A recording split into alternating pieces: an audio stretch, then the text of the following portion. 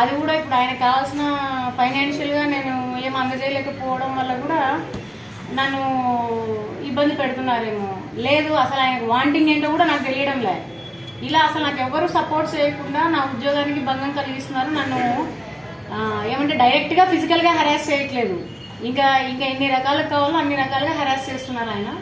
నాకు ఇంతకంటే మార్గం లేదు. ఇప్పుడు కూడా మీ దగ్గరికి ఎందుకు వచ్చినంటే, రేపు మార్చి 8th వస్తుంది, ఉమెన్స్ డే అని చెప్పేసి పెద్ద పెద్ద సెలబ్రేషన్స్ చేసుకుంటాం. కానీ ఉమెన్ ఎక్కడైనా మాట్లాడితే అది పెద్ద నేరం లాగా ఉంది.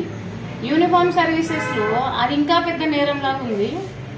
నేను జనరల్గా బయట మీకు అందరికీ తెలుసు, నేను యాక్టివ్గానే పార్టిసిపేట్ చేస్తుంటాను ఏదైనా విషయంలో. కానీ నేను మానసికంగా ఇంత ఇబ్బంది పడుతున్నాను అని చెప్పడానికి మీ ముందుకు రావడానికి కూడా నేను 10 సార్లు ఆలోచించుకుని వాళ్ళ మీద యాక్షన్ తీసుకుంటారన్న విషయం కూడా తెలుసు. యాక్చువల్గా మీడియాని ఫేస్ చేసేందుకు నా మీద ఇబ్బంది పెట్టే చర్యలు తీసుకుంటారని కూడా నాకు తెలుసు.